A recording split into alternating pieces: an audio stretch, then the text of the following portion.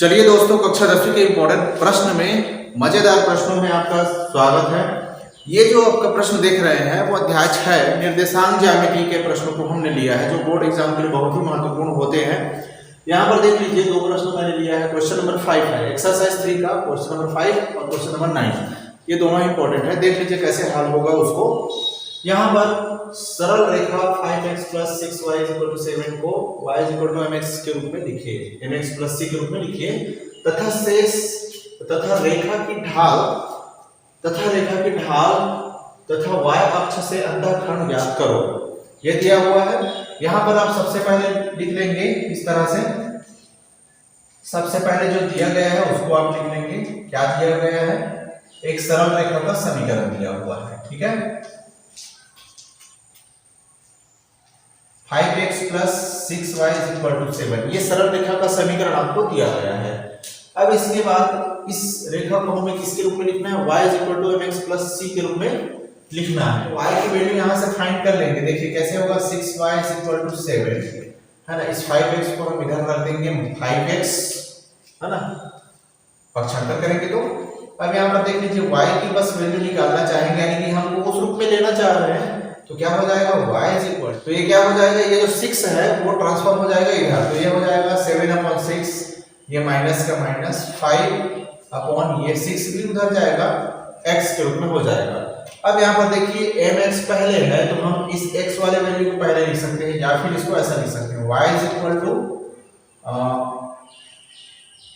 -5/6x + 7/6, इस तरह से लिख सकते हैं। तो अब देखिए दोस्तों, इसकी तुलना आप y = mx + c से कर दो। y = mx + c से तुलना करने पर, ठीक है, तुलना करेंगे तो क्या हो जाएगा? x की वैल्यू कितना है? x की वैल्यू -5/6 है, और c की वैल्यू क्या है? यहाँ पर c की वैल्यू 7/6 है, ठीक है दोस्तों। तो यहाँ पर आपको जो पूछा गया है, ढाल, रेखा की ढाल तथा y अक्ष से अंतःखंड ज्ञात कीजिए। तो यहाँ पर ये क्या है? ढाल है। x का जो मान है वो क्या है? ढाल है, और ये क्या है? अंतःखंड है। ये जो c लिखा हुआ है वो अंतःखंड है, और ये जो x का वैल्यू है वो क्या है? इसमें ढाल है। तो दोस्तों यहाँ पर ये समझ में आया होगा। तो इस क्वेश्चन का आंसर इस तरह से आप लिखेंगे। अब चलिए दोस्तों देख लेते हैं क्वेश्चन नंबर 9।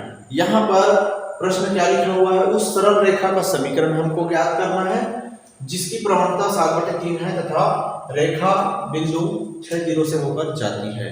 तो यहाँ पर सबसे पहले आप लिख लीजिए, जो दिया गया है उसको लिख लेंगे। सरल रेखा का समीकरण हमें ज्ञात करना है, ठीक है। तो प्रवणता कितना दिया हुआ है हमको? प्रवणता = 7/3 दिया हुआ है, ठीक है। और रेखा बिंदु कितना दिया हुआ है? रेखा बिंदु दिया हुआ है 6, 0, ठीक है। और ये x, y, ठीक है, इस तरह से दिया गया है। तो यहाँ पर देखिए दोस्तों, इसको हम कैसे हल करते हैं? तो एक सूत्र आपको मैं बताया था, प्रवणता का जो सूत्र होता है वो क्या होता है? ढाल या प्रवणता का सूत्र इसके पहले वाला वीडियो में बताया था। अगर नहीं देखे हैं तो लिंक उसके इस वीडियो के नीचे में डिस्क्रिप्शन में मैं दे दिया हूँ, उसको देख लीजिएगा।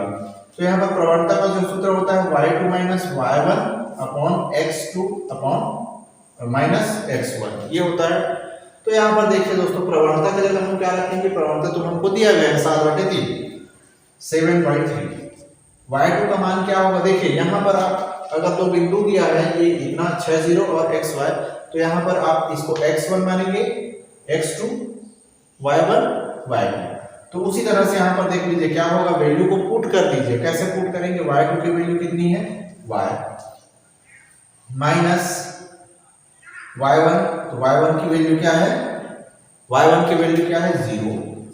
x2 की वैल्यू क्या है? x, ठीक है, और माइनस का माइनस, और x1 की वैल्यू क्या है? 6 है, ठीक है। तो यहाँ पर देखिए दोस्तों, ये क्या हो जाएगा? 7/3 = y/x - 6। इसको सेम टू सेम लिख दीजिए, 0 को हटा दीजिए। अब जब भी ऐसा कंडीशन आता है आपको क्या करना है, क्रॉस मल्टीप्लाई करना है। तो क्या हो जाएगा, 3 का y से मल्टीप्लाई हो जाएगा 3 का y से इज इक्वल टू 7 का इन दोनों से हो जाएगा। तो 7x माइनस 7 का 6 से करेंगे कितना हो जाएगा, 42 हो जाएगा। यहाँ पर अब इसके बाद देखिए 3y। अब देखिए दोस्तों यहाँ पर हमें क्या याद करना है, सरल रेखा का समीकरण याद करना है। तो देखिए सरल रेखा के समीकरण के लिए हम क्या करेंगे, इस 3y को उधर ले जाएंगे तो और 0 के बराबर रखेंगे तो हमें सरल रेखा का समीकरण मिल जाएगा। तो ये क्या हो जाएगा, 7x minus 3y minus 42 is equal to क्या हो जाएगा, 0 हो जाएगा। यानी कि इन सबको इसको पक्षांतर करने के बाद हम सबको 0 के बराबर रख लिए, तो ये हमें सरल रेखा का समीकरण मिल गया। अतः सरल रेखा का जो समीकरण है वो क्या मिला, हमें इतना मिला। तो दोस्तों यहाँ पर हमारे इंपॉर्टेंट प्रश्नों के वीडियो को देखने के लिए हमारे चैनल को सब्सक्राइब जरूर करिए, के साथ साथ लाइक का बटन जरूर दबाइए। वीडियो कैसा लगा जरूर बताएंगे। थैंक यू दोस्तों, जय हिंद, वंदे मातरम।